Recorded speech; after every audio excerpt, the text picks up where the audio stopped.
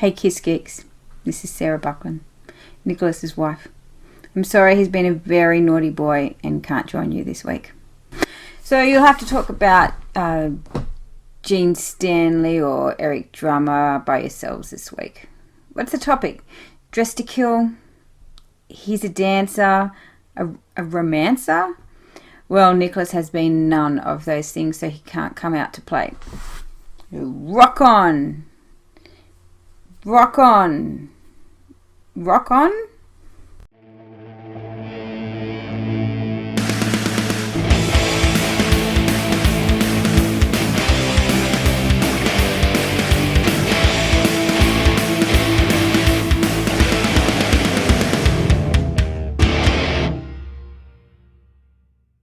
Hello, everyone, and welcome to the next episode of Kiss My Collectibles. I am one of your co-hosts, Jason Herndon, and with me, as always, is...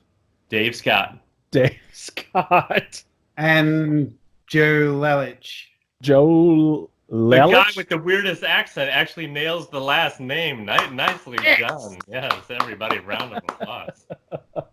Very well done. Yes. Very well done. So I guess we should talk about why Dave's here, right, Jason? Let's talk about why Dave's here. Dave would like to know why he's here. Dave is here because we're going to do, on this episode, it's going to be Kiss My Wax Remastered. We haven't done one in a little while, and we do plan on doing at least most of the records, but we haven't done one in a while, so we figured we would jump in and do one and give Nicholas Buckland, our other co-host down in Australia, a break because he's not into collecting vinyl too much. And Dave Scott, our friend from Los Angeles, or our friend from around the world, but currently in Los Angeles, he is into vinyl. So we brought Dave in to give Nicholas some relief. This week is Kiss My Wax Remastered Dressed to Kill. So all of that's coming up, but we have a whole bunch of stuff to talk about before that. So Dave is an official member of the Kiss My Wax, Kiss My Collectibles family. We love the guy, and we're happy that he's here, and excited to talk vinyl with him. So yeah, it's cool because we all know that the only thing Nicholas knows how to do with vinyl is balance his glass of wine on it, use it for a coaster. He loses it, $500 piece of vinyl. I don't know where it is. It's under the bed somewhere. So at least the guy sharing the screen with us now has some respect for the. That's right. For the media. That's right. Cow. So before we get into everything, let me do the regular plugs here. So be sure to join us on Facebook at the Kiss My Collectibles and the Kiss My Wax groups. Please subscribe. Which, by the way, I'm going to interrupt real quick. Has been growing. It's awesome. Thank you, everybody, for joining up. And yeah, we have new members asking all the time to come in. So it's really cool. So thanks for that. And please be sure to subscribe to our YouTube channel. We would really, really, really like that. We're getting close to 3,000 subscribers. I'm excited about that. So go over there and subscribe. Click the bell icon to get notified every time we upload a new episode. And maybe give us a little like on this video while you're there. You can also follow us on Instagram at Kiss My Collectibles and on Twitter at KM Collectibles. You can only make it so long, so that's the best I could come up with. KM Collectibles on Twitter. And then, you can also give us a little money over on Patreon, become a Patreon subscriber. Just $1 a month is all we're asking to help out with some of the fees. And maybe someday we'll do something cool for those guys over there, even though we keep saying it, So hopefully we will. Jason keeps promising. I keep saying I don't want anything to do with it. We're out of this. I'm new here. And finally, get your rear ends over to clicktshop.com. Click with a K and buy you some swag. We got Kiss My Wax t-shirts, Kiss My Collectibles t-shirts, pillows, socks, hats, hoodies, all kinds of stuff. And over there at Click T Shop, they've got all kinds of really, really, really cool things other than just our stuff. They've got all, if you've been in the groups, you know what they sell over there. So clicktshop.com, click with a K, go check them out. There's what else for plugs? What else we've got? We've got hottest brand in the land, Nicholas Buckland's brilliant merchandise book from 74 to 82? 73 to 83. 73. Is it 73? Look, I helped design it. I don't even know. I just... You didn't do these words? Yeah, I don't even really like the band, just so you know. I don't. He doesn't know much about Kiss. Yeah, so. That's right. Yeah, hottestbrandbook.com. Those books have landed in the United States and are currently shipping. Yeah, So, it's weird. Nicholas and I, he sent me the picture the other day from the warehouse with the books in the warehouse, and it's kind of like another jolt of energy for us. It's like, holy shit, like it's really happening because yes, a smattering of books went out and everybody seemed pleased and stuff, but now we've got like this volley of books ready to go all across the world and for people to start seeing them. So we're super excited now for people to finally get them in their hands. Hurricane Dorian tried to take them out mid mid boat ride, but we had the boat stall in the Atlantic, right, somewhere, and somewhere.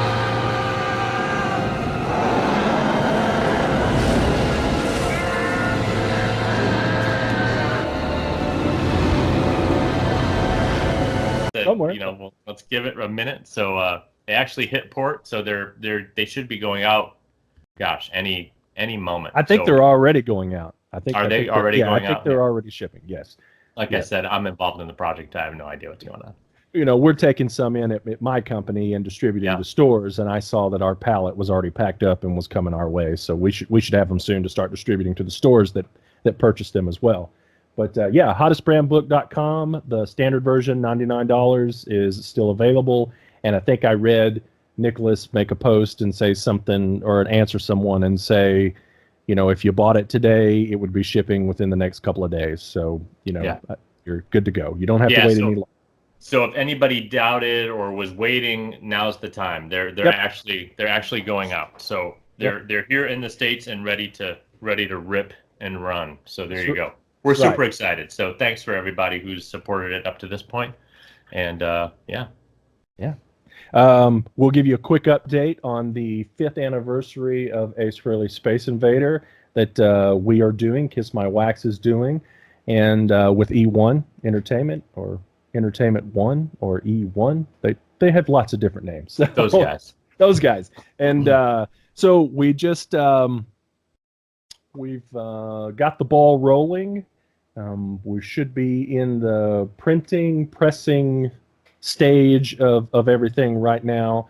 So, we've got jackets that'll be should be printing soon. Those will be shipping to Ace to get signed. The pressing plant will get the order for the new master of the record, start pressing those records. We don't have any timelines yet. We're still, certainly doing our best to get the records to you by November of 2019 sometime. But it just all depends on all of these different wheels in motion. And even though Jason said November of 2019, it won't be November of 2020, just so you know. Yes. And for our friends at PayPal, we just want to say it is a real project. So thank you. Yes. Thank you, PayPal. Oh, yeah. But yes, so the wheels are in motion with the Ace record, and we'll post some updates in the groups as soon as we have some. Hopefully, we'll give you a little sneak peek of maybe the corner of the poster or something. I don't know, Well, there's going to be some cool progress. We'll probably have a sample of the vinyl coming pretty soon. We'll be able to show that. So it'll be cool. We'll kind of take you along with us as we're going through this process. So, absolutely. A lot of times people, think, oh, we've paid for it and we just have to sit around and wait. So we thought, oh, let's just bring kind of people along in the process. So we'll do it as we can do it. We'll still keep the surprises behind the scenes, but we'll show you what we can show you and kind of have some fun with that as we go along. Yeah. So that's sold out. Sorry, you can't go to the website and buy that anymore. Completely gone. Yeah. So thank you for the support on that. It was great. What was it? Less than 72 hours, somewhere around there? Less than 72 hours, sold out, 500 copies.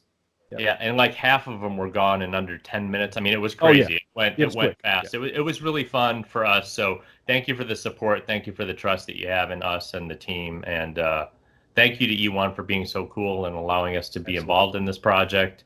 And we've got some other cool things up our sleeves. So we're pretty excited. Sure do. Okay. One other thing that I want to address, and I didn't give you a warning that I was going to do this, so don't freak out.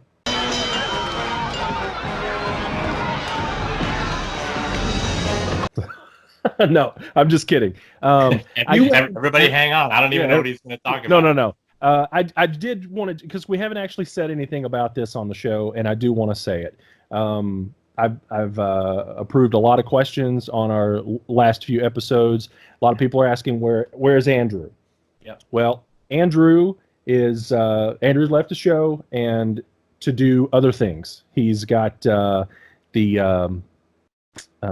Greatest Show on Earth Encore Edition that he's going to put out on Halloween, I believe it is, and he has several other projects that I can't talk about. And I don't even know if you know, Joe, but he's doing some video work for. Know what I know. You're right. Yeah, you may know, but he's doing some other video work. He did get hired to do some video work for another artist that I'm a huge fan of, and I'm excited for Andrew. Andrew will be on the show in mid-November to talk about Greatest Show on Earth Encore Edition. So there's nothing going on. He's just doing other things. Andrew's still my friend. I talked to him 50 messages today about different things. We're trying to figure out who has the new Peter and Ace Migos in stock, So please don't think anything about it. I love Andrew. He's one of my best friends. And so that's just it. We've just never talked about it.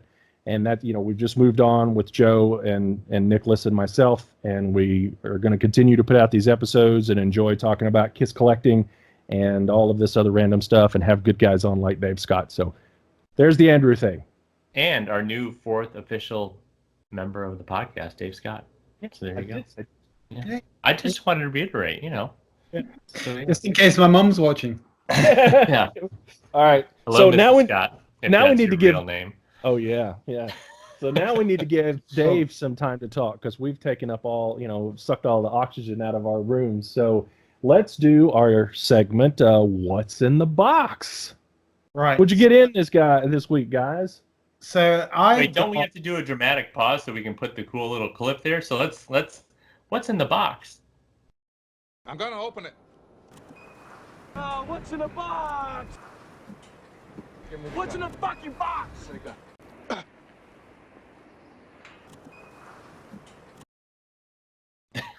Okay.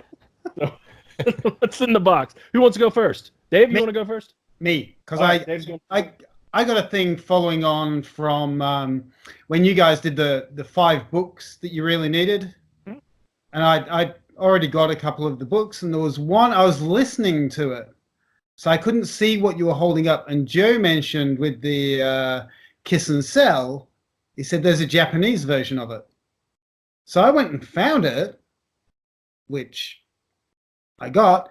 What Joe didn't say is it is in Japanese. There is not one bit of English in there whatsoever. So I guess I will be buying the English version of this so I can read the damn thing. What's very exciting and what Dave hasn't also announced is that he's going to be learning Japanese. Yeah. He's at the community college right now learning Japanese just so he can read Kiss and Sell. Because he's such a cheapskate. He doesn't want to go and buy those. You didn't say it was in Japanese. You just said there's a cool Japanese version of it. You don't know what I know, Dave. No, I don't know. Well, now I Get inside this head. That's right. Okay, so I got other stuff down here in this fictitious box. That's a cool one. Let's go back to that just for 1 second. That's tough to find. That's not an easy find. Looks cool. I think it's a much nicer cover. Cover your face with it. There you go. There you go. Yeah. Perfect. Yeah. So it's got the obi as well. I think it's a nicer cover than the other one. Than the Yeah. Disregard what you said. Take the book back up. Let's look at that. It has an obi strip on it too, or an obi, not an obi strip, but an obi there at the bottom too. There's an obi. Cool. And yeah, it's great. Very cool. Yeah, it's a cool book, man. Still got the kiss down the spine. That's great. Yeah. I love It's a good-looking book. It's just impossible to read if you don't read Japanese. Hey, man, we all own, or many of us own the Music Life books, and we just look at the pictures. So yeah. So what else did you get? This week I got from one of the Wax members a trade with Thomas, who's in I think he's in Sweden or Norway. Yep. I got the Lick It Up with the purple. Yes. I love that. Where's that from? I really like that. Where's it from? Is it Mexico? Mexico, right? It's Mexican, yeah. Yep. Yeah. And it kind of, for me, that justifies this shirt. Like Hey. that ties in. That works from an art direction point of view. I don't mind that they messed around with original art. Yes. Yeah. However, I would have flipped them. I would have done Lick It Up in purple, and I would have done the Kiss logo in black, so that the eye drop. Forget it. Anyway. So they're not aligned there. It's a Right. yes. Right. Yeah. Pink to one side, everybody. Yeah. You never know what happened in there where somebody may have gone, we want to make this pink, and they went, okay, but don't swap those things over. Right. Who knows? Never know. It's cool though. I like it. It's interesting. Can you guys? I can't right offhand think of any other Lick It Up covers with a filled-in logo like that. Can you? Am I just spacing or blank? The German one was black. Was it black? Was it blacked in? It's black with the white with the key line around it, and that might yeah. Cool. I'll have to go back and look at my collection and see if I have that one. Yeah. I don't have the memory for that kind of stuff. I don't. Some people are steel traps for that. Like obviously, like you, Dave. You can go, oh, that's that. I'll say something like that, and then we'll come up with 9 of them. But I don't have the photographic memory. I'm like a ferret on a double espresso. I don't have any kind of attention span. I don't. Yeah. What's that? What's going on? What's that? What's happening? Squirrel. That's right. All right. So what else is in the box, Dave? And the other thing in the box, and this is kind of, I was amazed to find these, and there are a whole bunch of them, and these are all sealed. Fake. No, none of these are film works. There's Fake. the debut. That's a fake. He got them in L.A., Joe. You know who else is in L.A.? Yeah. Who else is in L.A.? Just to Kill. Gore. Oh, nice. Fake. Live. Fake. That's fake. That's clearly fake. Another Live with this one had the 2-record set. This one is. That's fake. Destroyer. If you didn't think that one was fake, that one's definitely fake. Destroyer. This one's probably definitely fake. Ace, which is the one that you made me open on the phone. Yeah. Cool. Peter, Paul, And Mary. and Dynasty.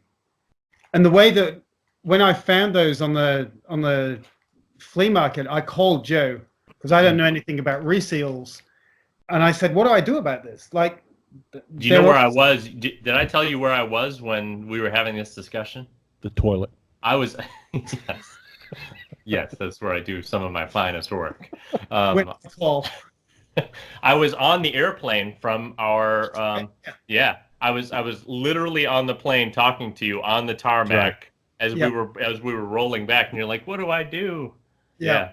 Buy them. I'll never forget it. I found a stash. So 3 of them I found a couple of weeks ago, and the first sort of 8 I found when just after you guys were leaving LA. The morning you were going to come with me to the flea.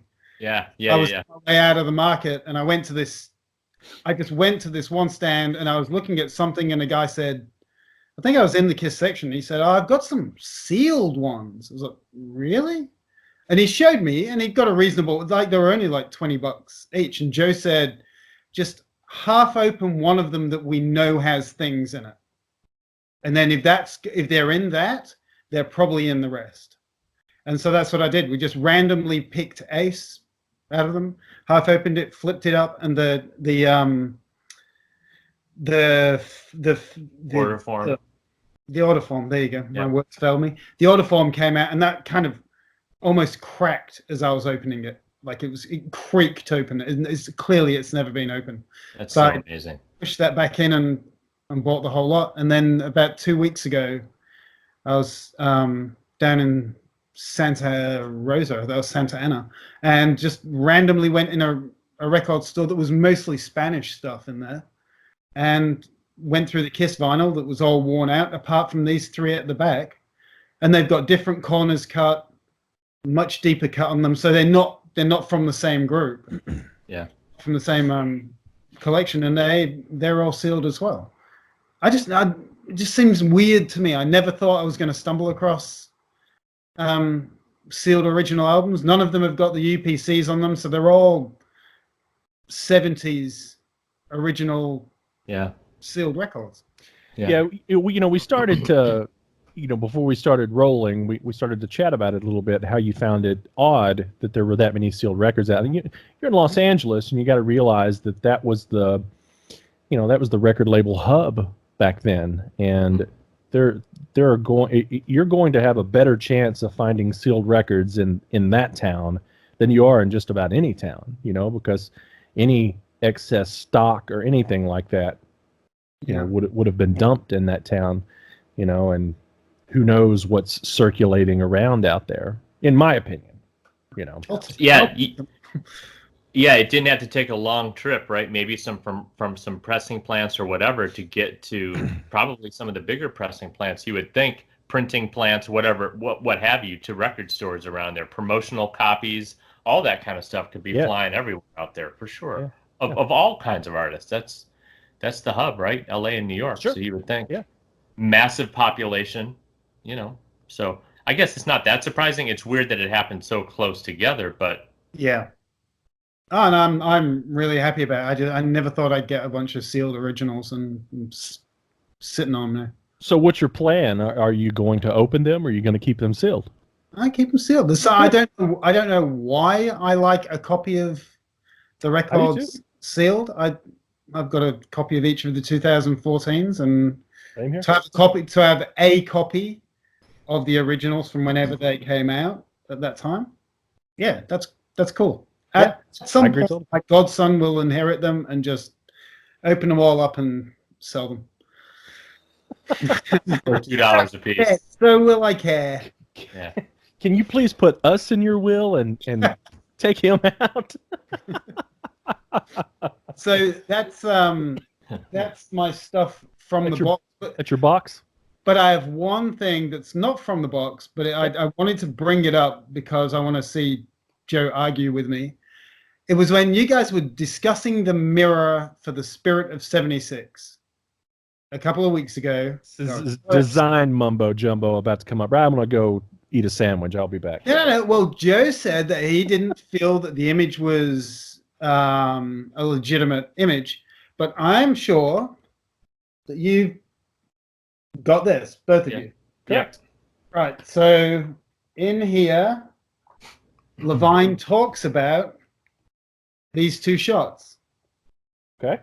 Mm-hmm. They were at the end of a 15-hour shoot. So he says he only got a couple of shots off. That's when they were doing this stuff. Mm-hmm. And he said Ace had to be propped up. He was absolutely toasted. So for me, if that's all he got, and maybe he got a dozen shots off, it doesn't read like they shot a lot of stuff on that day. So why would they bother doctoring? If they were happy with what they got, what makes you think that they doctored that image? It doesn't have anything to do with that. It feels to me a little bit like we like the head on this picture for some reason. The way that I've always looked at that Spirit of 76 image, it just looks like Ace's face is turned in such a weird and contorted way for the rest of his body. And it just doesn't fit with where the rest of the guys are. And I feel like they kind of went, okay, we like Ace's body position here, but we don't like the face, and we can easily cut it out because of the black hair and the dark costume, and we're gonna plunk it in there. It's just always felt really weird to me. But there's only, like I said, there's only those two shots. Is that well, you and I both know that there aren't only two shots. Yeah. He would have shot a stack of them. Film. Yeah. He should roll a film. Yeah. But so he'd have been laying on the shutter at that point, especially if that was the nature of the shoot. If you have guys who are, barely able to stand, he would just be. It's like shooting kids or dogs. You just have to lay on the shutter for an hour and hope that you get 3 shots out of that whole roll. Right. So to me, what you're bringing up to me almost leads into where I would be. Like Ace, like we can't even find a good shot of Ace. We just don't have it. So we have to take this picture and add it to this body because we're getting all this weird stuff, especially if he was out of control. So, Dave Scott, on your second episode on Kiss My Wax and Kiss My Collectibles, you've been proven wrong again. Wrong, wrong, wrong, wrong. Wrong, wrong, wrong, wrong. You're wrong. You're wrong. Welcome to the family. Yeah. This is good. This is good. It's a fun place to be. I mean, right? but don't. I mean, you could see. Look, it just looks weird to me. I've got no proof. It just has always felt really weird and out of angle to me for some reason. The way he's looking over and kind of twisted in such a weird way. It feels to me like they were dying to get a decent shot of Ace, both body and face, and it just wasn't there, and they merged them together somehow, and that's what we get. Do we know that? Because I'm not saying you're wrong. You probably are. Do we know? Do we know? Have we spoken to anyone that says there was a lot of retouching back then? I mean, I know, like we all know that Dynasty was retouched, but you know, this is some 3-4 years before that. Did they bother? Was there a lot of that? I mean, it was never a record cover. They came out with what 2001 A Space Odyssey in 1969, and you got dudes on a space station floating in space and green screens and models and shit. Yes. That wasn't real. Ruined my childhood, dude. So I don't know. I mean, yeah, obviously they were splicing all kinds of stuff together. You would think back then, obviously it wasn't as easy as it would be today, but you would think that was super prevalent. Yeah. I guess we have Barry Levine, right? That's right. That's right. That's right. I would love to see that negative. I would love to see it. It's just a hunch. I've got no proof. It just looks weird to me, that's all. Yeah. All right, cool. Fair enough. It's a good conversation. You just cut his bit out. I've muted his mic a long time ago, man. He's not in any episodes. So. It's just him going. Yeah, just get his mouth and then the sound of the Swedish chef from the Muppet Show.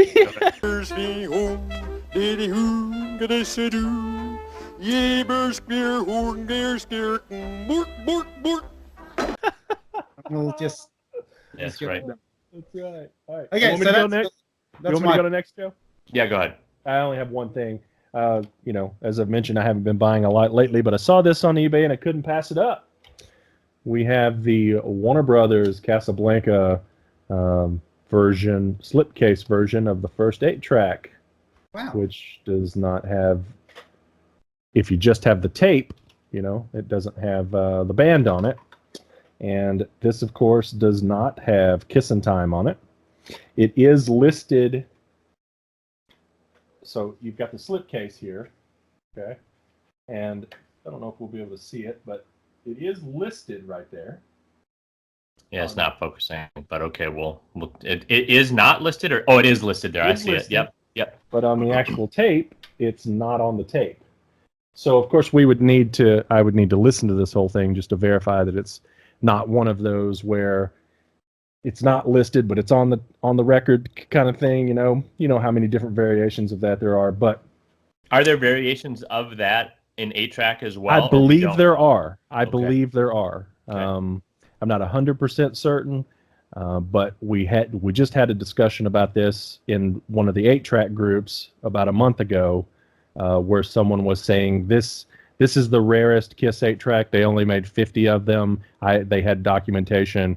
I stepped right in and said, that's not true. I own a copy, and I know at least a dozen people in this group that own a copy. I own 2 copies. This is my second copy, you know, and so there's definitely, it's kind of like the Alive 2 misprint thing where someone said along the way there were only 50 copies. That was never true. There's definitely way more than 50 copies of this, but there appear to be the same types of variations in the 8-track that there are on the vinyl, where you have Kissin' Time not listed, and it's not on the tape, not on the record, or not on the tape, and then you have Kissin' Time listed, but it's not on it. It's not listed, but it is on it. There's all kinds of different variations of it. It's a little more difficult to tell on the tape because obviously you have to listen to it, and find out. And I don't know if I'll do that or not. But anyway, great piece. Came up for a good price. If you can find this and Alive, I think has a slipcase as well. These are, if you can find them with the slipcase, they're tough to get, and you definitely want to pick them up if you're an 8-track collector. So that's all I've gotten. Any of that slipcase stuff is tough, right? Because a lot of people just was thrown right away. 50 years later, they're gone, and you just have the tape, man. That's what most of the time when you see this, you just see this version of the tape.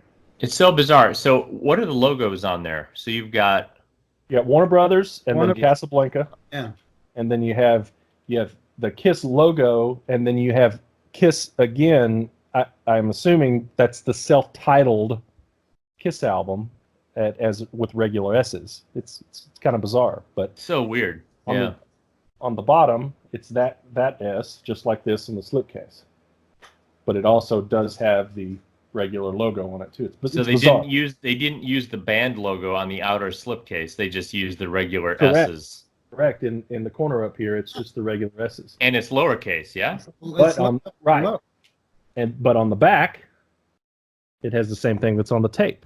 It's very bizarre. It's a hodgepodge of those graphic designers. Am I right, Dave? Yeah. We blame this solely on you. So, that's right.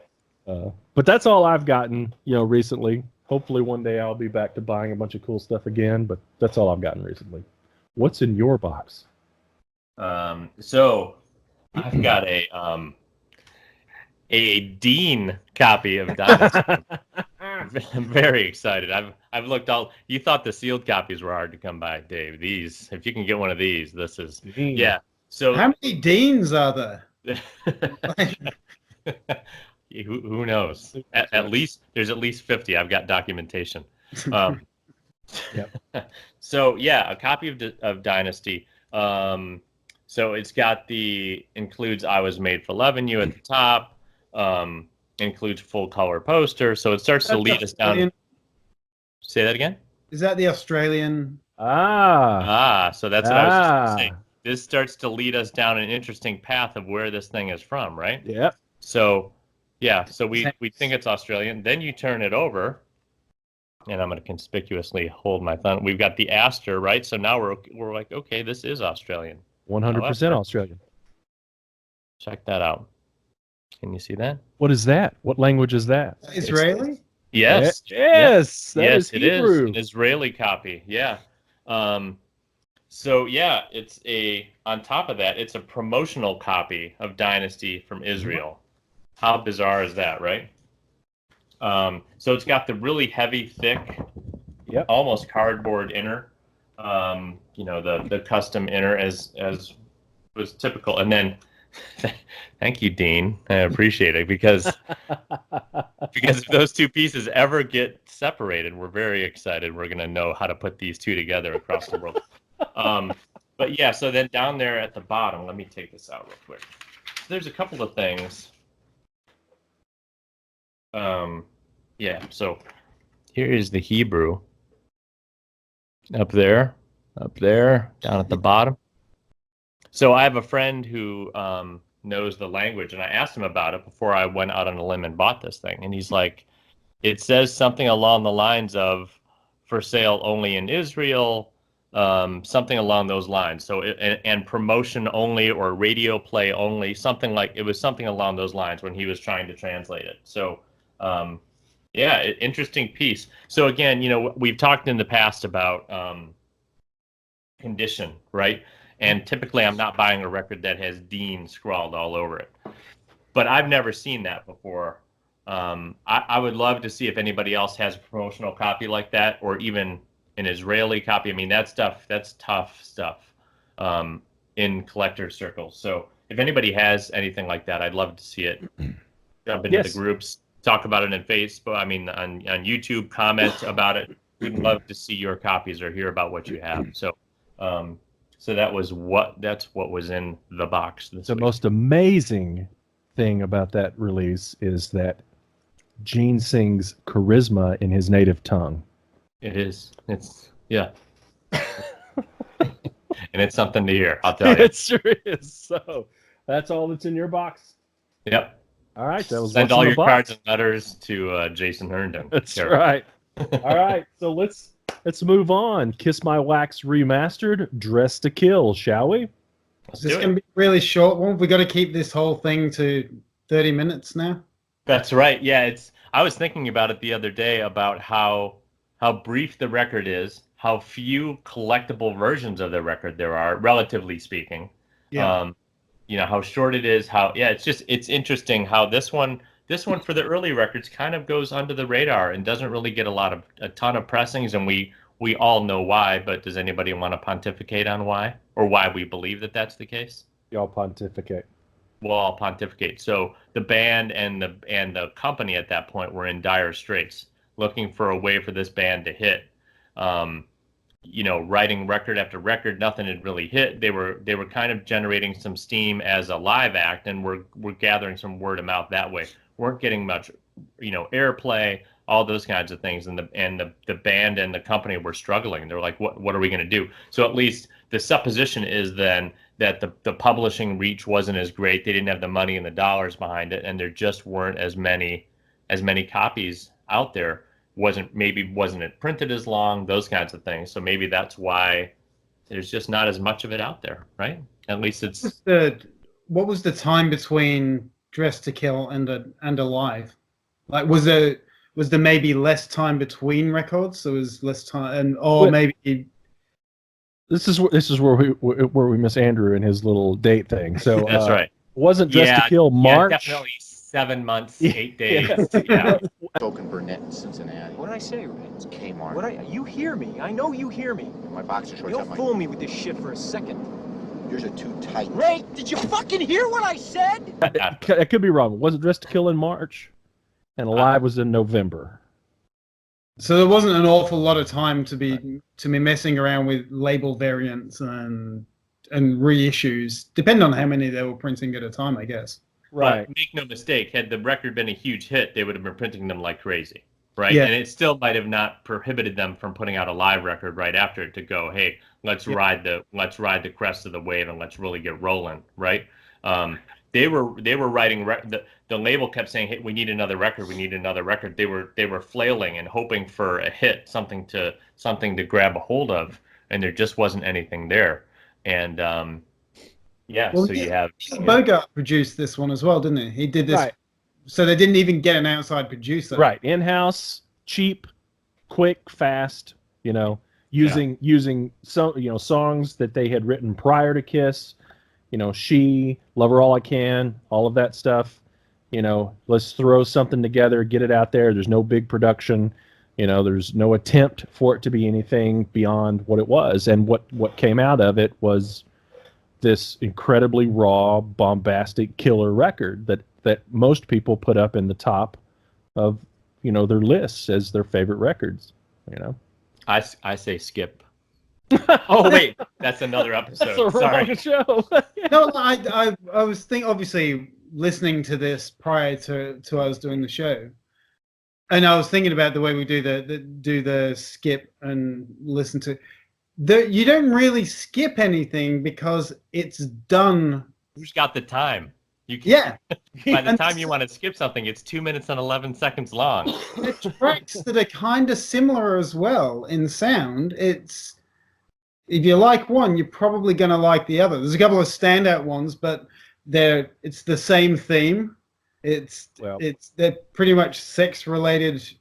Sure. It's remarkably consistent for sure. Yeah, remarkably consistent record. I mean, as I've said on all those skip or play episodes, it's difficult for me because I just don't skip Kiss songs. But when we get to if we ever decide to get to these kind of albums, we will, Jason. We will. I'm just not even going to play. I'm going to go. No, I can't skip any song on Dress to Kill. I'm sorry. Mm-hmm. All songs are great. I'm just going to sit here. It's the greatest band ever. So. I can definitely pick favorites from this album. I think it's interesting that it was the third album before they record before they put She. Correct. Because that was it was kind of a weird song when it was Wicked Lester, I guess, but it had the flutes and all the weird shit on it. But that had been in their live set from the very outset. So it seems unusual to me that they got 3 albums in before they even recorded a studio version of it. Well, I mean, it's just conjecture, but I think it's just because they needed a record fast and they're just relying on material that they had. What can we pull that we could kissify and, you know, take the Wicked Lester bizarre sound and you know, make it what we sound like now, you know, because we don't have time to sit down and write 10 new songs or whatever, 9 or 10 new songs, you know. But kudos to them, because I love both of those songs. So when did you guys get into it? So for me, I discovered Kiss around, well, I'm thinking around 78, 79.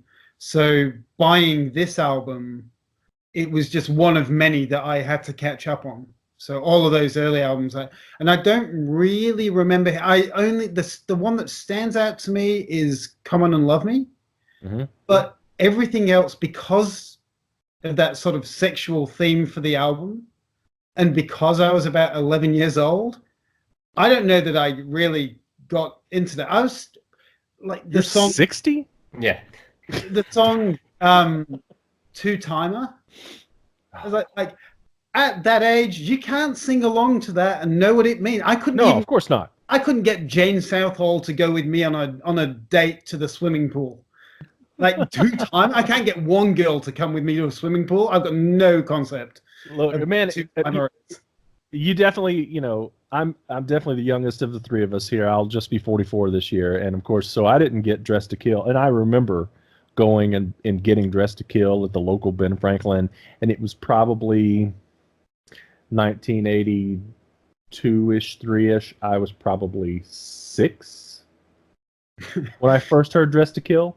And I have cassette tape that my mom recorded of me over here in the bank of cassettes of me singing 15 different Kiss songs at 6 or 7 years old. And I'm singing Christine 16 and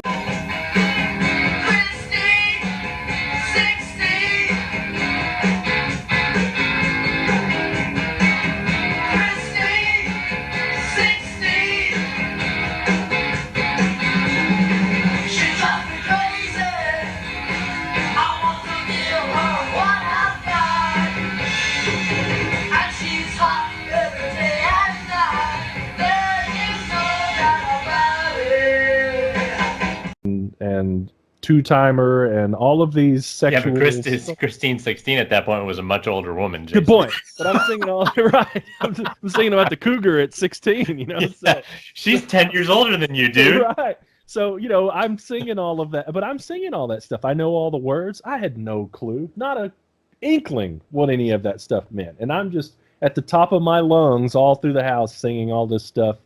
You know, my baby's a 2-timer and all of that bizarre stuff, you know. So, you know, whatever. So the other thing that I because we've just touched on this about how short the album is, I thought I'd have a look at what the Ramones at the same time would do, because Ramones fabulously made short albums. So Dressed to Kill is 30 minutes long, has 10 songs. The Ramones album at the same time was 29 minutes long. That had 14 songs. Ramones, same track time, 4 extra tracks. I was hoping you'd say it's 29 minutes long. They have 37 songs. That's right.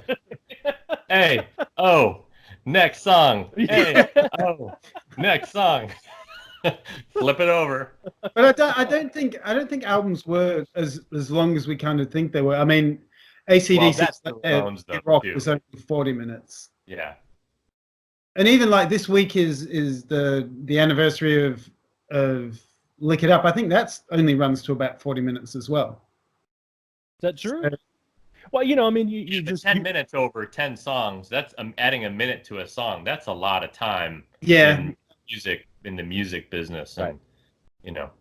So I mean, a 40-minute album feels way different than Well, a everything was 28 or 29-minute. everything was 40 minutes or less. You know, I mean, you're constrained. You know, Trained by unless you pack it all on there like you did in Hot in the Shade, and get a terrible sounding record. So. and a terrible sounding record. And maybe they wanted to save Skip. tape. Maybe they wanted to save tape, and so because easily Ace could have extended a solo into each one of these. They could have made the tracks longer. I think it just all of that. Just we've got to get in and out of the studio. Shoestring budget. Let's go. First verse, chorus, verse, chorus, verse, solo, out. That's it. Yeah. Next. Yep. Yeah, for sure. So. Look, it's like they're trying to be a hit machine at that point, almost literally, right? Right. They're spewing out stuff, hoping that something's gonna stick. And bizarre, what's so crazy about all that is, you put those songs on a live record, and it all explodes. It's the same material that we've already heard on those previous. It's not like, oh, they hit this record and you have this meteoric single and then you get the live record. It's the live record that for some reason it's still so bizarre in the story of Kiss that everybody was saying they're a live act and they were coming to see them live. It just is weird because you can't capture that energy and all of that. I mean, it was a great record, don't get me wrong, but visually, that was the thing that was. So you kind of wonder, everybody gives credit to Kiss Alive as being the record that really breaks the band, but would the band have broken anyway with the next record? Maybe they were building this momentum of being a live act, and the word of mouth is really spreading. Would the fourth record, the fourth studio record, had been the one that really breaks them anyway? Because it's the same material, you guys. It's not like, oh, now that's a much better band, the fourth record, because it's a live record. Come on, it's a live record. It's a great live record, but it's the same stuff. It's like you're not hearing anything new, No, but Kiss Live, and you can argue whether or not it was redubbed, which we know it was. No, yeah, absolutely. It sounds. Yeah, take the fun out of everything. It sounds like they looked. So but like when you look at what they were doing on stage, they constantly strike poses. That's why Peter's always been the weird one for me. Everybody poses, everybody does a thing. For me, Kiss Alive sounded like they looked. You'd see live pictures of them. So Joe, you to your point, they released the studio version of Rock and Roll All Night as a single, and it doesn't do anything. Yeah. And then they released the live version of the same song, and it blows up. Why? It's the same song. Yeah, I don't know. I kind of think that it was time. Do you? I just think it was time. I mean, yes, obviously those songs have a different energy. Correct. But they're the same songs. Right. I don't know, man. That's a weird. good debate. I've never thought about it. That's a good, interesting discussion. I don't know if I'm on the same page with you, though. I think without Alive, I don't think they blow up. I don't have a strong belief either way, and actually this is just sort of coming as we're talking about Sure. it, coming to light. It's just an interesting theory, like would they have hit anyway? It's a good question. What do you think? Yeah. Comment below. Yeah, let us know. But that was an era of the live album was the one by which you measured. You're right. Wasn't it? So Sure. How many people only have live albums of those bands? Frampton and Ted Nugent and Cheap Trick, all of those guys, Deep Purple, they all had live bands, and that was sort of the measure of a band. If they did a good live album, then things picked up for them. I think that's a good point, Dave. That's the way. I know. Of course he's wrong. So yeah. All right, good debate or good discussion. Let's show some records. Let's show some collectible records. So we're not going to show everything. We're just going to show what we have and talk about some variations and that we're not trying to name every single variation out there. There are tons and tons and tons, and especially around the world. So we'll just talk about these records came out around the world, even though the publishing company or the record label was a little constrained at that point and worried about money and all that stuff. These records came out all over the world in all different forms and formats, and yeah, so even a record as lightly collected, I guess we could say, as Dress to Kill, there's tons of variations all around the planet that were out there. So who wants to go first? What do we have? I'll go first because I think I'm the only one that has this. I'll just go start in one. the U.S. Oh yeah, always start in the U.S. Yeah, we'll do what we have in the U.S. So, as I have talked about, I love that smell. As I've talked about many times, I was lucky enough to come across a very nice collection of promotional copies of records. Unfortunately, this is the one in the lesser condition, even though it's Dead Men Everywhere. It does have this tear right here. Wow. And it makes me sick at my stomach. But anyway, it's still... Hey, Jason? Yeah. You just get one of these. Yeah, just color that in, Yeah, right? just get one of these and just get after it. Nobody will tell. Nobody will tell. So this does have the little saw cut at the top. Mm-hmm. Okay. And but when you pull this baby out of this sleeve, and you'll be able to tell this thing has never once been played. Never, ever, ever been played. It's cool. Is there promotional marking? We can't see. It's blurred. It's not. Yeah, I'm looking at it right here. I can't believe it doesn't focus in. No, still blurry. Sorry. That sucks. So yes, but it does. It on the label. It says promotion copy only, not for sale. It's the Roman numerals, side 1, side 2, with the silver text, the logo and title above the spindle hole. So, and it really has never been played. So cool. Such a cool group of records that you got there out of that, out of that find. And one of the tougher promotional records to find. It is tough. Yeah. It is tough. Would you guys say that because for me that would be the most collectible of the Dress to Kills? Oh yeah, absolutely. I just think as far as U.S. goes, for sure, and maybe all the way across. I don't know. I mean, when you get into when you get down to like maybe Chile and some of those kinds of countries, those are hard to find too. But certainly of the U.S., this is in my opinion, the toughest to find. And I think the thing that sets them apart is some of those other, South American, copies and that kind of stuff. You can find them. You know what I mean? Sure. They'll pop up. It's just not often that you find a promotional copy of this thing.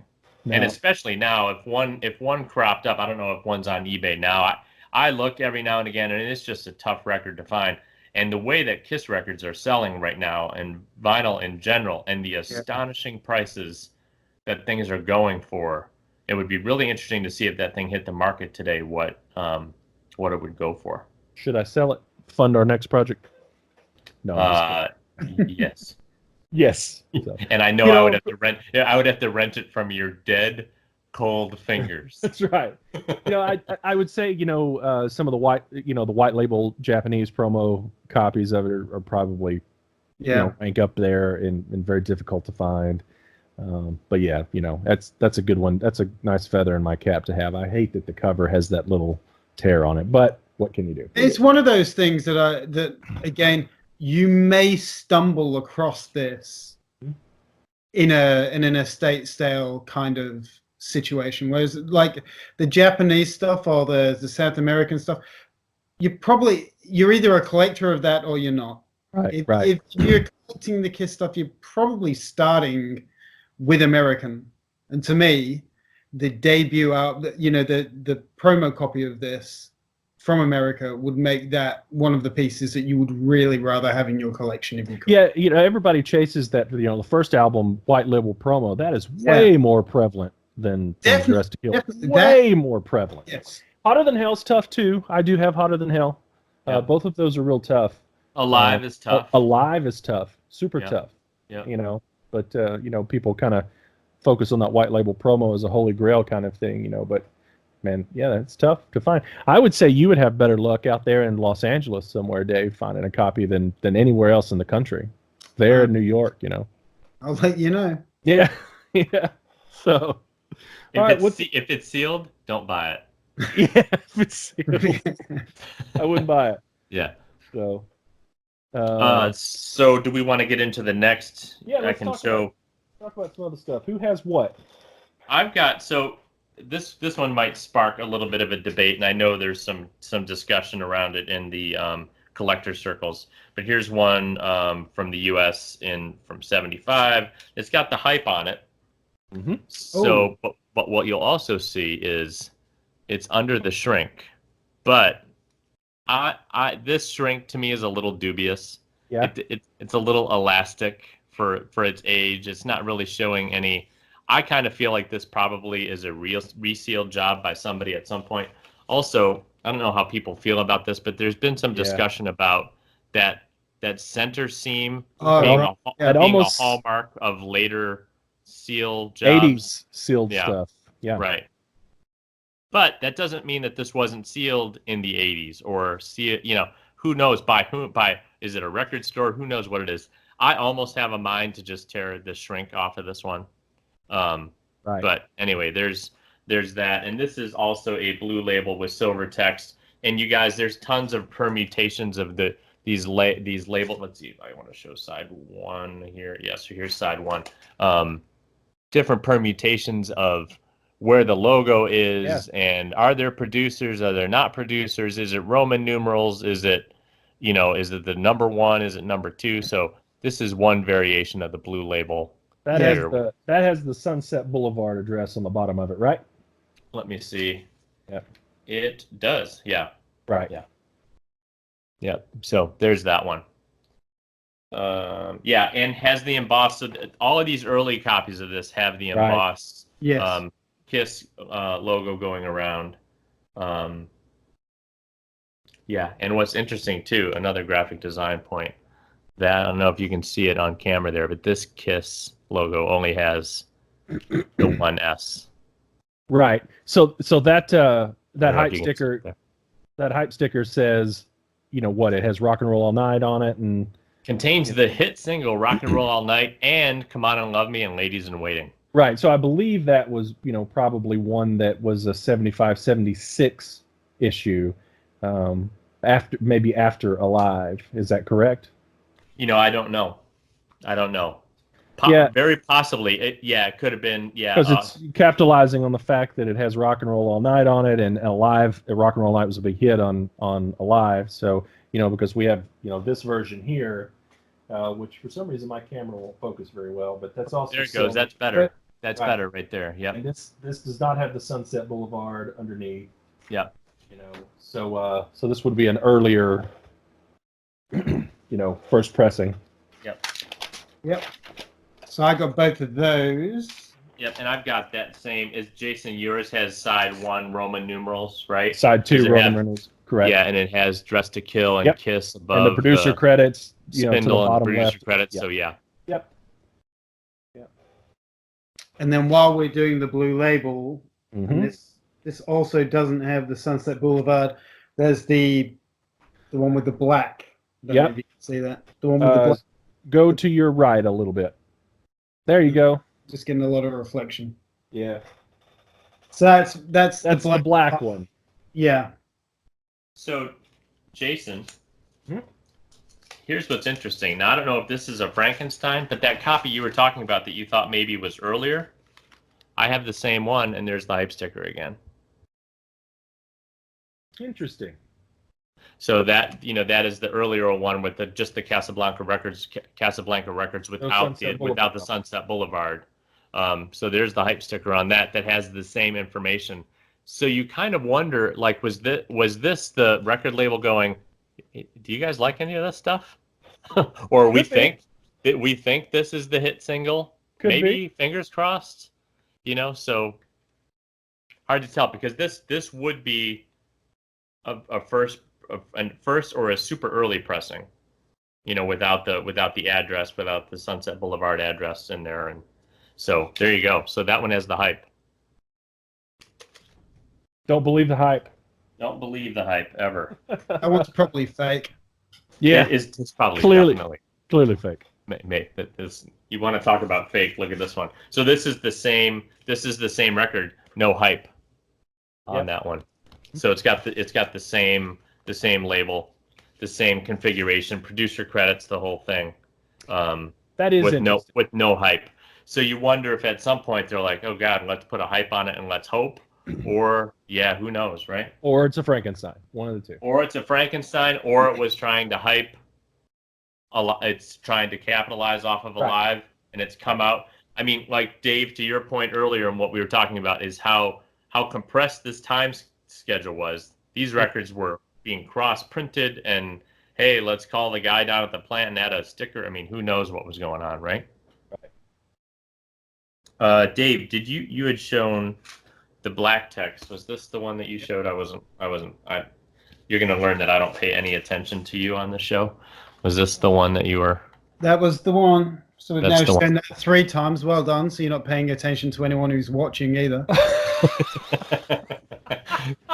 There you go. Saying. I don't like the band or you, Dave. The audience. or the audience. That's right. Yeah, so there's that one. Still with the emboss. Nothing really changed on the sleeve itself, but just a change there in the text. I used to love that cover as a kid because I discovered them with, we all did, with these superhuman outfits on, and then we saw them like this. Right. Yeah. As a kid, that really messed with my mind. Oh yeah. See them all in suits. So the way that I think, Dave, you had talked about, Love Gun being your record, right? Yeah. The first record, that's the one. That was your band. Jeans, Dragon Boots were really alive.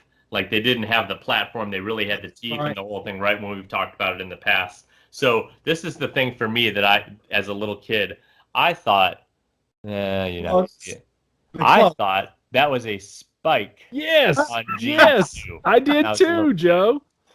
So I was like, hell yeah, that guy's a badass. Even on his clogs, he's got a spike. That's how cool he is. But no, it's just a piece of New York glitter. New York glitter. But even still, when I look at it, I go, oh yeah, those are sweet, spiky. Yeah. But yeah. Has everybody been to that street corner and taken that picture? I've never been to New York City. I want to go do that next month. Well, in November. I just want to do that because What's the street corner? I lived there for almost 10 years. What's that? I don't know what that street. I don't know what it is offhand. It's written down pretty much everywhere. Yeah. It's not a bad thing to find. I'm sure I walked by it I think it's down in Chelsea. all the time. Yeah. It does 16. I'm not even going to try and guess, but everybody watching the show is going, "Oh my God, it's the corner of this and this." These people aren't Kiss fans. You don't Why even are they like doing Kiss. a podcast. He's right. He doesn't like Kiss. I quit. Pause. Delete.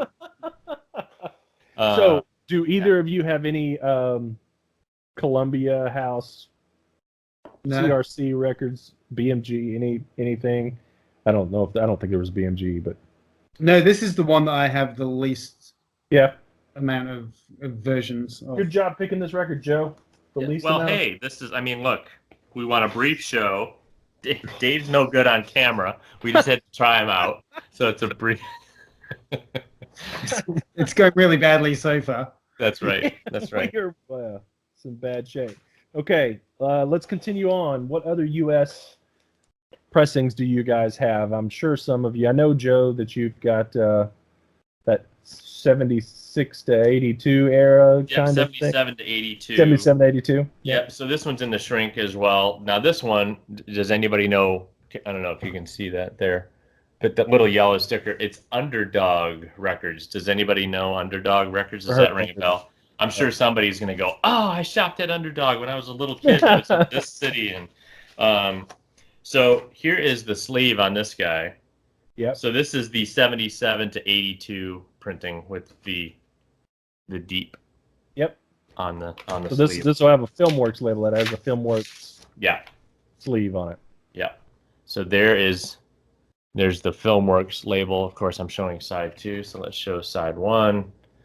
Filmworks, and you have the KISS logo with the key line around it there, so you can see that that's clearly a later pressing.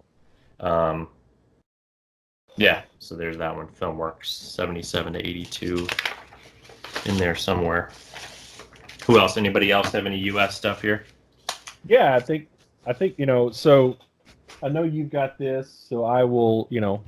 I'll also show it. I have a, I guess Filmworks 2 83 84, formerly known as 83 84s. This does not have the barcode on the back. No.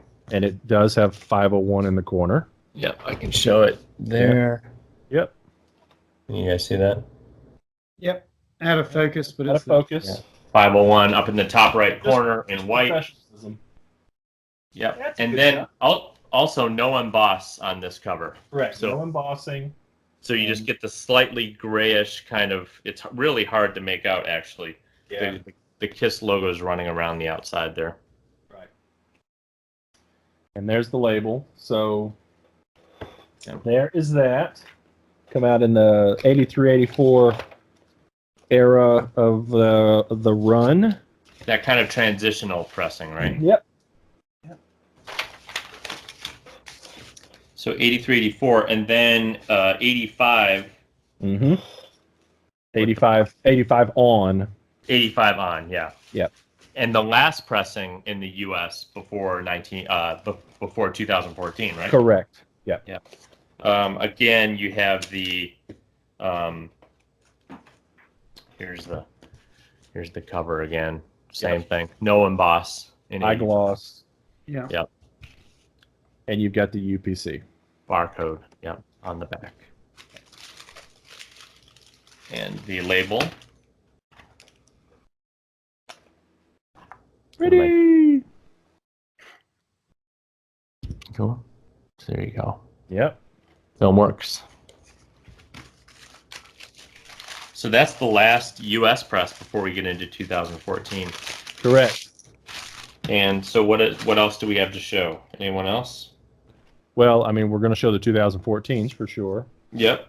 So here's a glared 2014. It's got the hype sticker that says first U.S. pressing since 1985, and there you go. It has a barcode and UME and all of that stuff on it. It's embossed again and just gorgeous. And of course, it's stunning. The emboss technology is so stunning with that record. It's amazing how nice and reproduced that is. It's even better than the original press for me. Oh, I agree totally. Yeah. And then these beautiful labels, which we will call probably blue. This is your blue label 4 somewhere in there. Mm-hmm. Silver text for the logo, and it has the Mercury logo on it, right? It does have the Mercury logo on it. Yep. Man, these are really nice. These are 180 gram, unlike all of the others. Yeah, and these copies, to me anyway, they never get old. They're so beautifully reproduced and faithfully reproduced. They're just stunning pieces. So somebody really made sure that they were doing it right. I agree.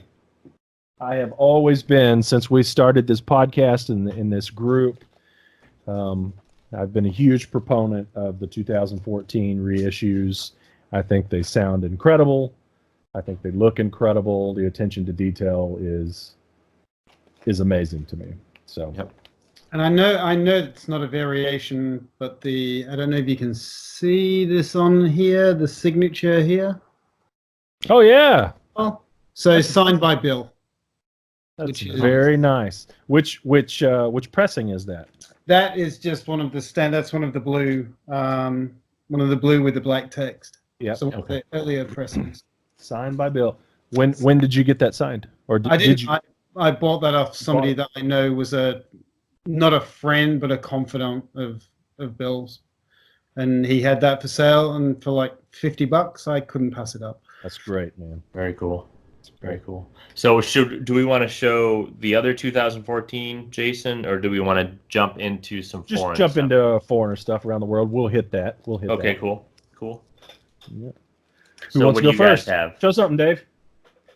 From around the world. I'll do From Around the World because I just think it's cool. It's from the Japanese box set, and that's with the translucent red vinyl with the really awful logo, with the really awful label. That is, yeah, not good. Yeah, I have that too, and of course it's dead mint as it stays in that box. And it's interesting because at first glance, when you look at the cover, it doesn't look like there are any, Kiss around this at all. No. But if you turn it in the light, Yep, you can just see it, right? Yeah.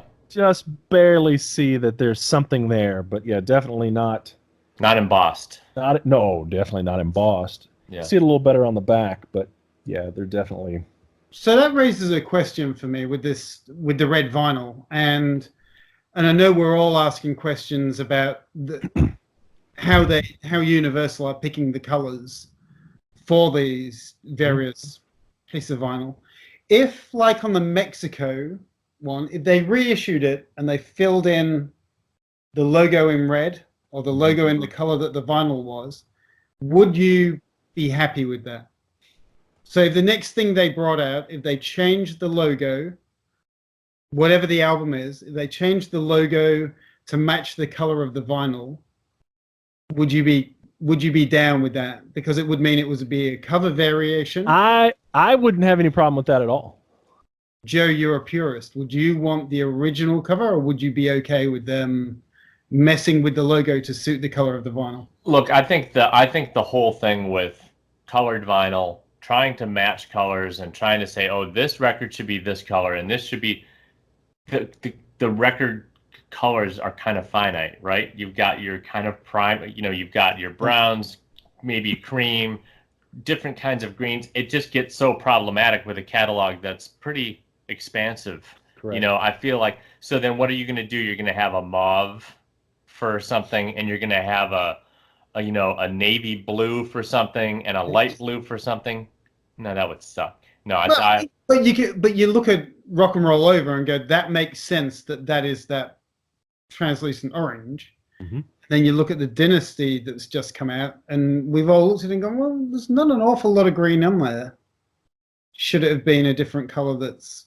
Well, that's my point. I mean, I guess gray. This, yeah, but then this one is dying to be gray, right? Dress to Kill is just dying to be some sort of white or gray. But then what do you do with the first record? I guess that's my issue, right? To me, it's just like come up with some cool effect, some splatter or some kind of cool something to make it different if you really feel like you need to make it different. What I'm saying is then, does that give you license to change the color of the logo? So then at least the cover looks different from... You're shaking your head already, haven't you? Yeah, I'm wondering why some think it's okay to change the color of the vinyl, but it's not okay to change something on the cover. Yeah, so when I look at that record cover, I know automatically that it is... That's a 2019 color vinyl edition of... Yeah. I'm on your side, Dave. I'd be up changing the logo color. So for me, if somebody said, hey, Joe, you have control of the re-release in 2022 of the entire catalog, right? What would you do different? And how would you sort of do this? I think I would go and take outtakes and alternates and do different covers, not all together, but I might see, was there another photo that we could find? Could we take this photo and blow it up and make that the whole cover and do something that's markedly different? Because look, we've got the 2014s already, right? Mm-hmm. It seems like the new Universal releases are neither here nor there. They just seem like we're going to put them on colored vinyl and make them a little different, and that's kind of it. So to me, if you were going to really lean into it and really do something cool, like if you were going to do expanded editions of these, if somehow somebody saw their way to do this, wouldn't it be cool to do like the poster shot of Dynasty on the Dynasty cover and do this cover, but just do like the Virgin version, like we're talking about doing for Space Invader, where there's no Kiss logo. It's just them on the street corner, and it's huge. Or do the straitjacket thing for Dynasty. Do stuff that Kiss fans would love that are then a design thought rather than going, oh shit, we have tan vinyl, so let's make a tan logo.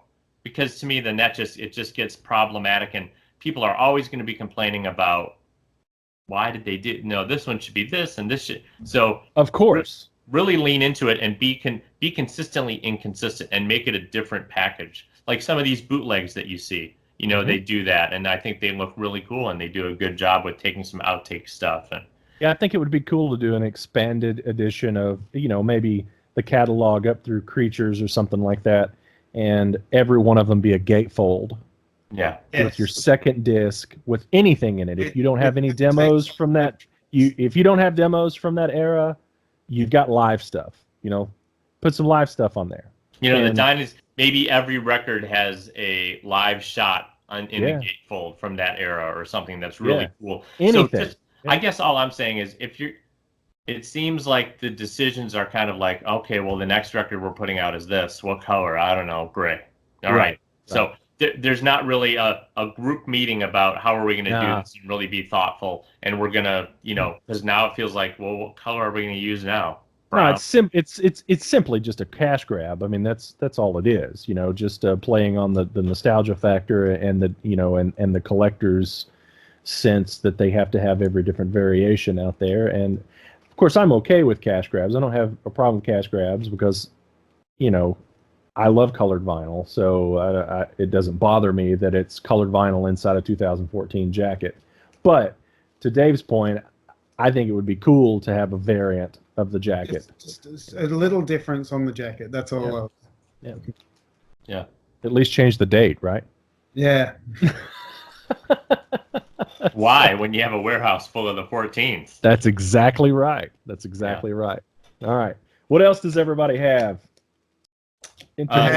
Since I was waving this around, we'll talk about this real quick. Or Dave, you go ahead. Sorry, go. Since Joe was going to talk, I'm going to do this and just fuck him up. I'm just going to say. I don't have an extensive Japanese collection, so I've just got the original red obi. That's got the Filmworks logo, the Filmworks label on it. Now that's the VIP version, right?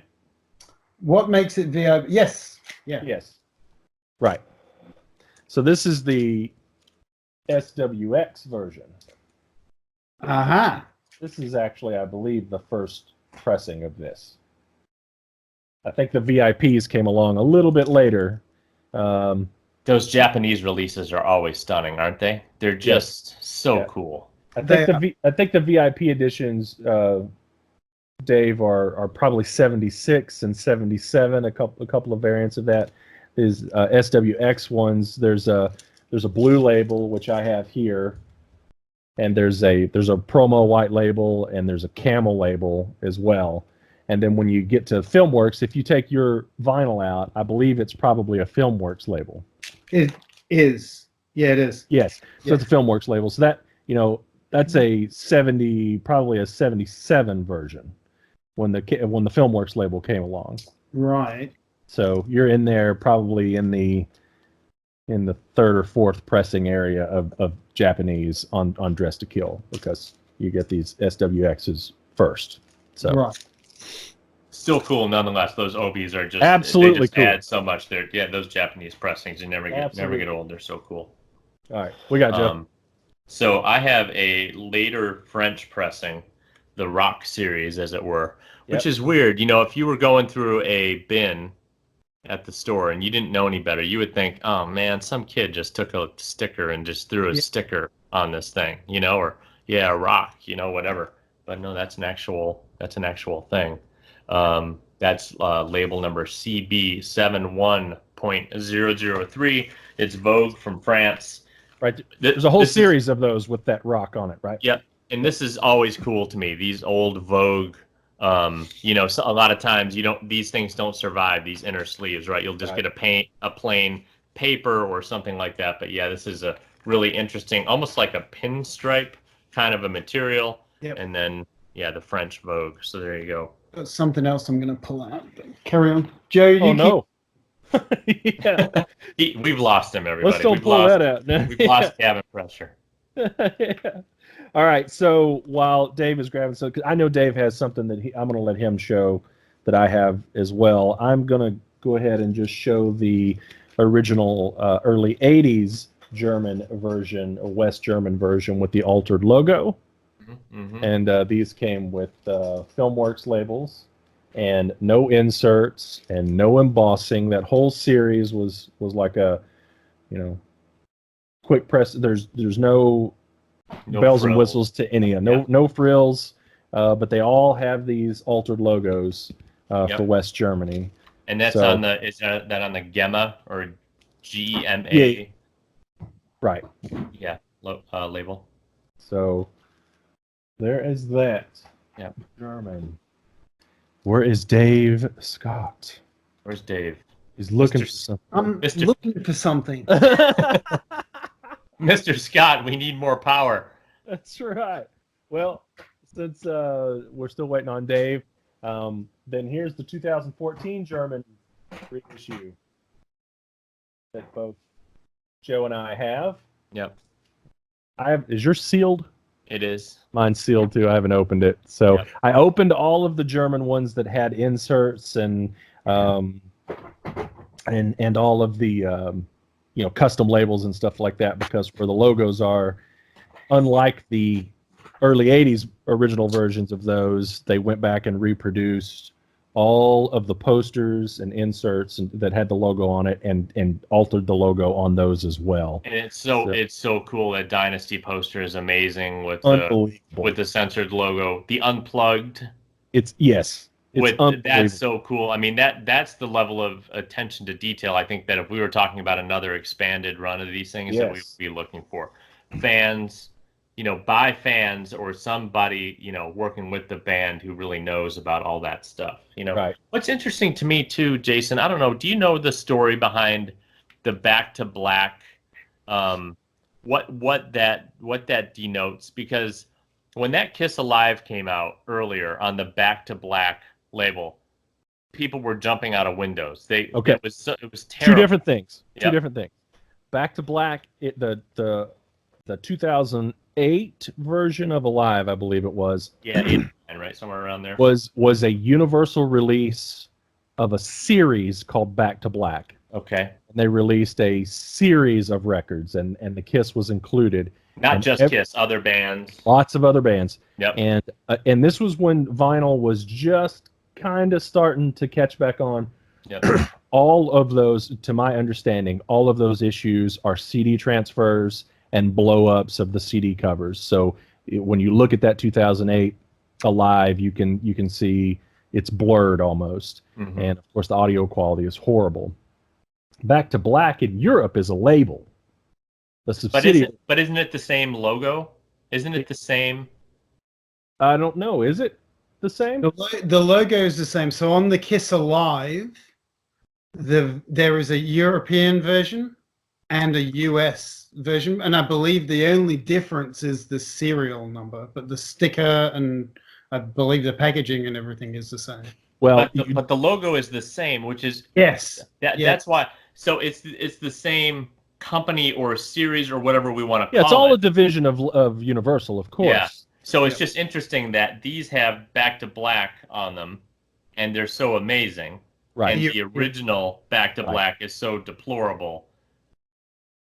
Yeah, we're talking about several years difference, though. Sure. And, but you get my point. Sure, it's like, absolutely. You could imagine if the first thing we would have pulled out was a sticker that said Back to Black on these things, and we would have been like, "Oh no, is this the same?" Well, I think a lot of people was like, "Oh no, why are they doing that?" But it's a completely different. It was a whole different series run back then, as opposed to what was going on over there. Yeah.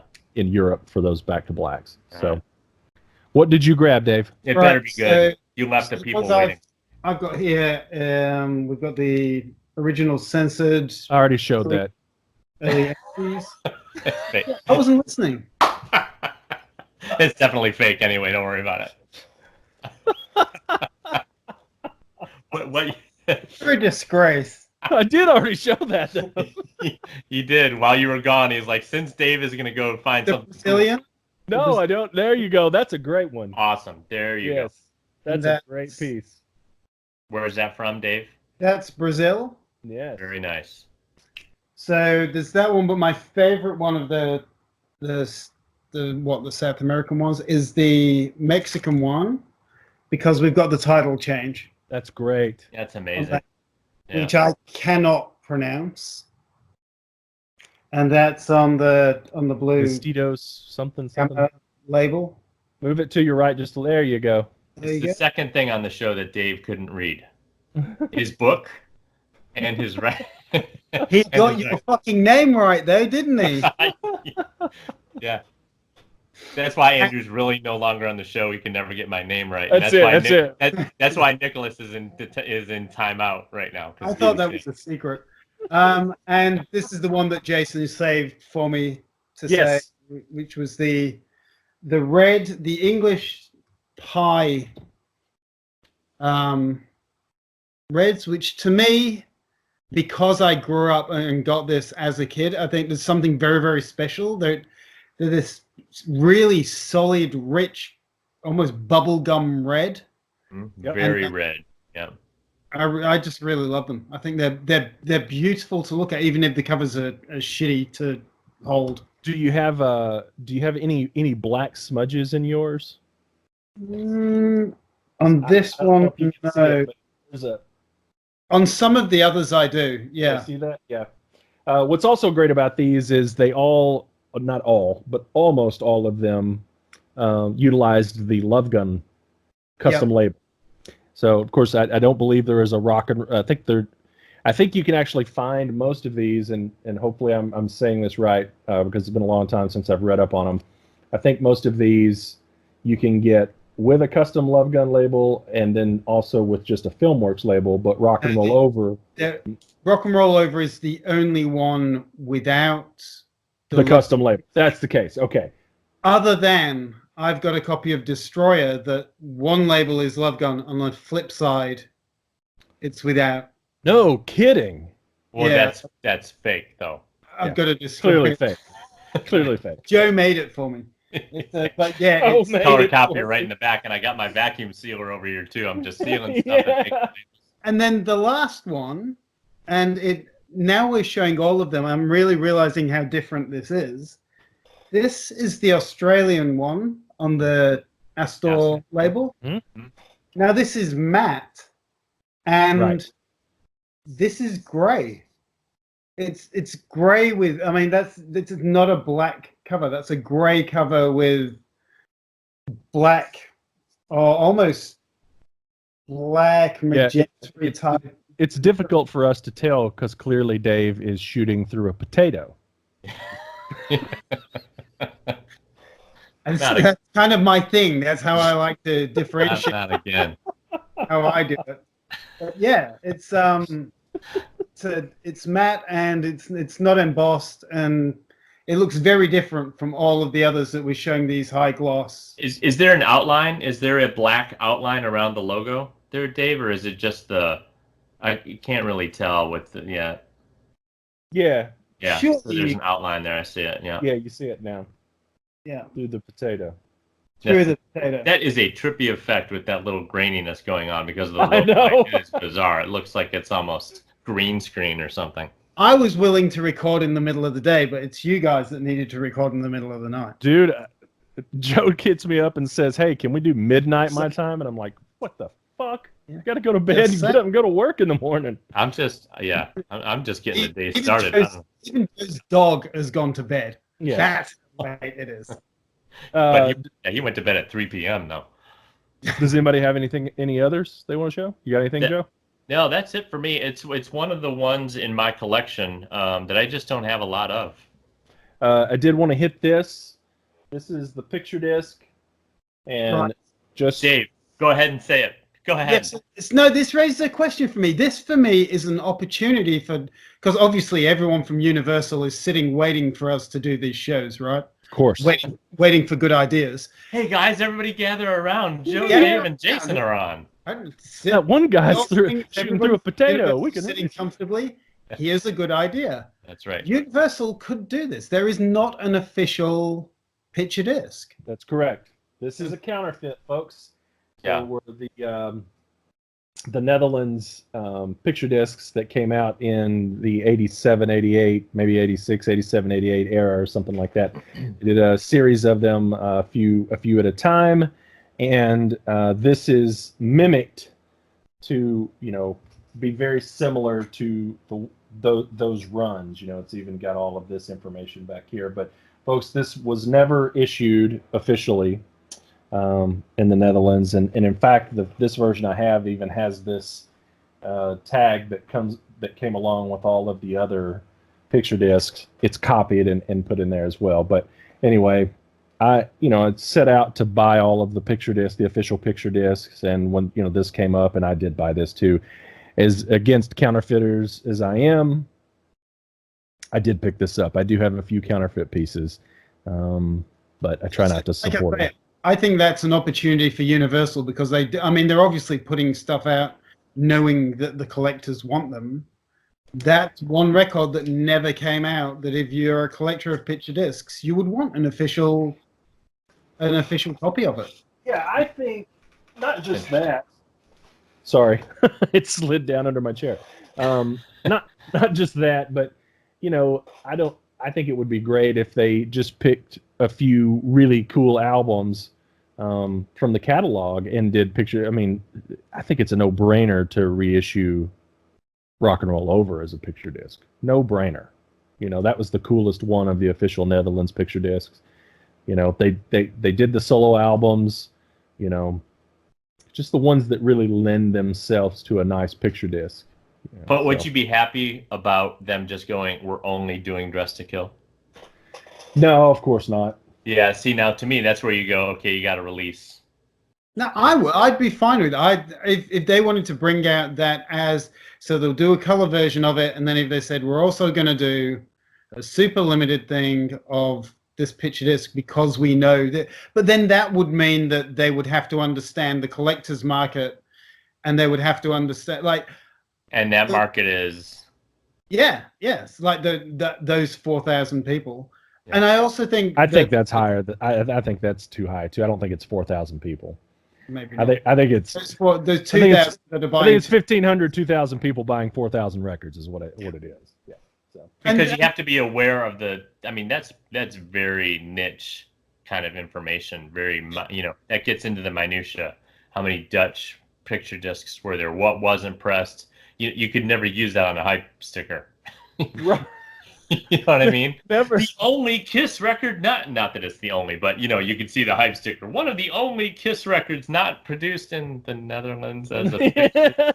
I don't know. Well, since it's only those 2,000 people, they could just put your name on the hype sticker. Right. That's right. Dave, here's your picture disc. Hey, Jason, here's your... Right. Yeah. And I think we've talked about it before on the show, but as a public service, we think anyway that those Dutch picture discs, it has to do with the stamp, right? That makes it in the dead wax, that makes it legit versus not legit. We think the machine stamp is not legit. We think the other way around. Yeah. Machine is legit, handwritten stamper, dead wax info. Yeah, and it's in the dead wax because sometimes I see people looking at the number on the back of them, and it's not that. It's not the limited number. It's the dead wax itself. Yeah, we had discussions about it many times, and I've studied it pretty deeply. There's definitely versions that are overruns that are legit because there are versions that are not numbered but are stamped on the inside legit. That are legit. Yeah. They're just not numbered. They're overruns, and so there's a few different things you got to pay attention to if you're trying to get a legit copy of one of those Netherlands, because almost all of them, not all of them, but almost all of them have been counterfeited for sure. There are a couple that never were. So I think maybe Killers might have been one that's never been counterfeited. I don't know. A couple of years ago, I was studying up, but yeah, it will be now. So yeah, ding. Yeah. So all right, Kiss My Wax Remastered, Dress to Kill. There you have it. There you have it. Let's let Dave do it. Dave, we're done. What do I say at the end of every show? I've never watched till the end of any of the shows. I'll go ahead and say it. fuck Dave Scott, and we'll see you on the next one. That's right.